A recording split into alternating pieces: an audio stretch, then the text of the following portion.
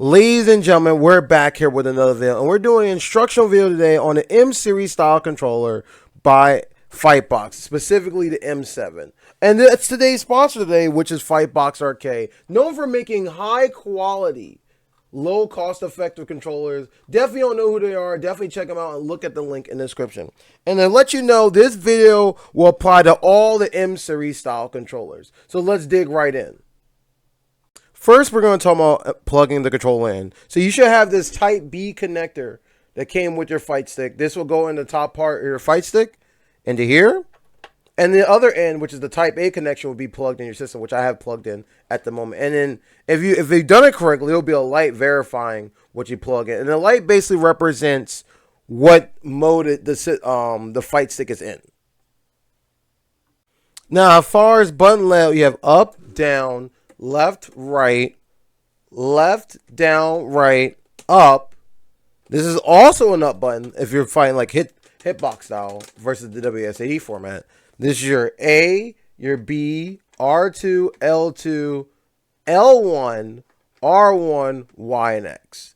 And on the top should be, from left to right, your home button, which is here, your mode button, R3, L3, and on the side, start and select. Now, as far as platform mode, this will vary based on which version you buy, because each one of them are used for specific systems such as PS5, PlayStation 4, PS3, even the PC2 or Xbox. This up here indicates which mode you're in or which system is working for. And then change the mode you're in is fairly simple. So the home button, which I showed you earlier right here, if you hold it for 5 seconds, 1, 2, 3, 4, 5, it should switch. And when it's switched, that means it's in a different system, basically. And we'll show you basically how this works with the game itself. Let me give you an example such as Smash Brothers. So now we're in Smash, and right now, as we push all the buttons, nothing's working. And that's good, because that means it's in the wrong platform mode now. So if we hold the button for 5 seconds, the home button like I showed you before, I'm holding it. That light should move over. And then now if I hit the button now, oh, there it is. Now we're on the switch mode now.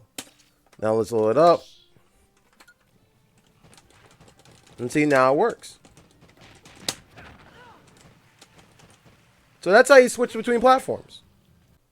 Now we got through that. Now I need to explain to you about directional input mode. So this has the ability to switch these between your left stick, your D-pad, and your right stick. So basically, and since we're going to use Smash as a reference again, your left stick, your right stick, and your D-pad. That's how it should look. So let's go to Smash and see how it looks, the difference it changes. Now, we're back in Smash now. This is really important. The reason why this is important, Smash is one of the few fighting games where you can't use the D-pad to move at all in the game. It does time, and Nintendo didn't implement a way for you to move with the D-pad. So this is why stuff like this exists. So right now I can move partially with these and this, which is cool. This is all good. I can move all around. Now let's switch to directional input mode. So right next to the home button, there's a mode button right here. So you hold this for about the same amount of time you use to switch between the modes for the consoles. So hold this. Now, there's not going to be really an indicator that had been switched, but you'll know once you start playing, though. So I think I held it long enough. So I get out. Look, now it's taunts. Which is good, because this means the D-pad. So that's D-pad mode right now. And this is why we have the switch mode to begin with. So now let's hold the button again, which is right here. We'll hold it for a bit. And if I did this correct, this should be my Smash stick, which in this case is the C stick for GameCube. So now I won't get out. Look at that.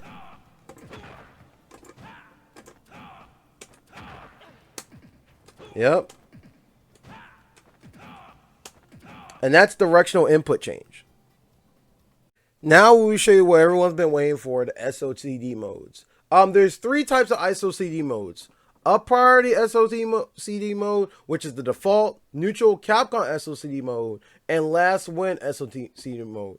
So basically, the up priority ones is if I hold left then right, the character should stay in the middle. If I hold right then left, the character should stop on a dime and stay in the middle. But if I hold down then up, the character had priority to do up afterwards, which is interesting. Just like if you do up and then down, down be the last input to do afterwards, which is kind of interesting. Now the neutral Capcom SODD basically means if you do up and down, they'll stay normal. Left and right, they'll stay normal. And right and left, they'll stay neutral too, which is also interesting. And then the last win SOD basically means the last move you do takes precedence. So if I go left and right, the character will go right. If I go right, then on hold left, it will still keep going left. And vice versa for the up and downs and up and downs too. So basically, so let's show you how that looks like right now. Right now we're back in Smash again. And right now we're on default SODD, which is what comes in when you don't do anything. So to show you what that is, hold left, then right should stop. Right then left it should jump, and then down and then it should jump on its own, which it did. Now, to go into that mode, you have to hold the mode button and the start button and then hit up. So if you do this, and up, if I did it correctly, it should still be in that same mode again. And we'll do the jump part to make sure. See, it still does it. That's that mode. Next one is the neutral mode, the Capcom or tournament mode, for what most people might call it, what Capcom authorized to do. So what should happen when we hit left, then right, it should stop. Right, then left, it should stop. And when we hit down and up, it shouldn't jump. So let's do it. So you have to hold the mode button, start, and then down. And if I did this correctly, see, he didn't jump. No, he didn't jump now. And these should still be the same. And this is good in Smash for like instant stop stuff anyway. So that's the Capcom mode. Now for one of my favorite ones, which is the last hit presence. That means if you hold left and right, he should keep going right. Hold right then left, he should keep going left, and etc. etc. So if I do that, to get into that mode, I had to hold mode, start, and then left. If I did this correctly, it should do it. So left, look, he went backwards. See that? He's going the last move that takes precedence. So I went left and hold right. Look, he's going to keep going right. Right, then left, he keeps going left. Down and up, he's still going up. So those are the modes.